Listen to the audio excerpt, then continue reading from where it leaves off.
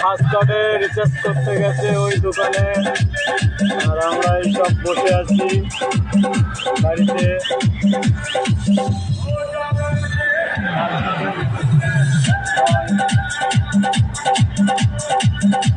প্রচন্ড গরম, সেই গরম গাইস।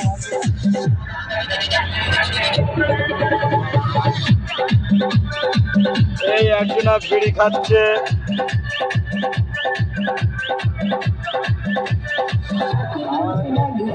বিড়ি খেতে মানা করি, শোনে না কথা, তবুও বিড়ি খাই, কি বলবো, কিছু বলার নেই।